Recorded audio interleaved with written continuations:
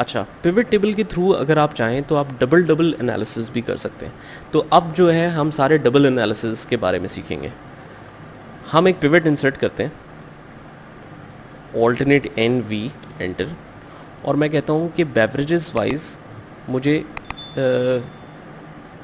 हाँ किस sales person ने, हम कहते हैं किस सेल्स पर्सन ने किस बेवरेज आइटम की कितनी सेल की। तो ये उठा के हमने एक एनालिसिस बना लिया। लेकिन हम कहते हैं कि ये जो ये है अली की 7 अप की सेल, ये किस किस रीजन में, ये तो सारे रीजन्स में। तो हम कहते हैं कि एनालिसिस होना चाहिए कि किस रीजन में किन किन सेल्स पर्सन ने किस किस प्रोडक्ट की कितनी कितनी सेल की है। इसका मतलब है कि यहाँ पर एक रीजन का सेक्शन बन जाए कि फॉर एग्जांपल गुलबर्ग लिखा हुआ है, और गुलबर्ग के बाद ये लिस्ट आए कि जी अली ने इतनी, अरशद ने इतनी, हामिद ने इतनी, इम्तियाज़ ने इतनी, और फिर ये सब ने इतनी। और फिर रीजन आ जाए डिफेंस के हिसाब से फिर एनालिसिस, फिर दूसरा रीजन, फिर उसके बाद उसका एनालिसिस। इसका मतलब है कि आपने इसको फर्दर डिस्ट्रीब्यूट करना है बाय रीजन्स। मेन होगा रीजन्स और उसके अंदर आ रहे होंगे सेल्स पर्सन्स। तो दैट मीन्स कि इसमें एक सेक्शन बनाना है आपने रो फील्ड्स में। तो इसका मतलब है कि आपने रीजन्स वाले फील्ड भी उठा के यहाँ पर रोज़ में डाल देनी है। पहले से एक भी है और यहाँ पर लाके एक और छोड़ देते हैं। देखें कितनी ज़बरदस्त तरीके से डिस्ट्रीब्यूट हो गया। ये कह रहा है अली की बहरिया टाउन में 7 अप की इतनी सेल है। लेकिन अगर हम गौर करें तो ये हमारी रिक्वायरमेंट नहीं थी। ये तो मेन अली बन गया और अली के हिसाब से वो टाउन्स बता रहे हैं कि कितनी कितनी सेल दी। हमने तो उल्टा करना था।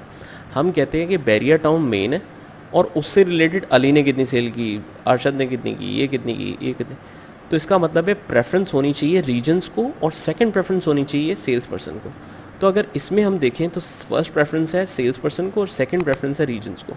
तो कोई मसला नहीं है, इसको उठा के आप ऊपर ले जाएं तो ये सारा एनालिसिस चेंज हो जाएगा। अब वो दिखा रहा है कि बहरिया टाउन में अली की कितनी सेल है, अरशद की कितनी है, हामिद की कितनी है और ये इसकी कितनी है। तो इस तरीके से आप ड्यूअल एनालिसिस बना सकते हैं। बहुत ही ज़बरदस्त किस्म का ये डाटा बन गया।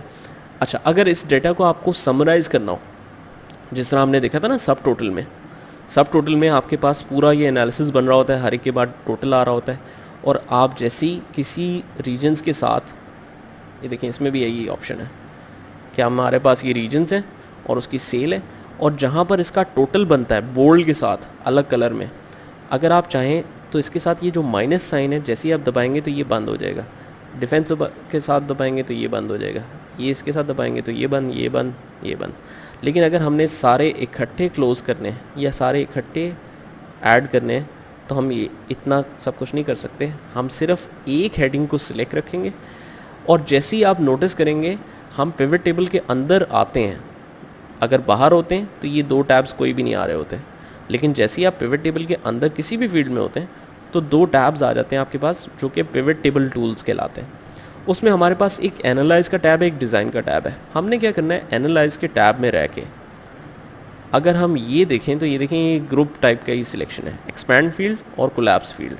हम क्या करते हैं जी, सारी कोलैप्स कर देते हैं।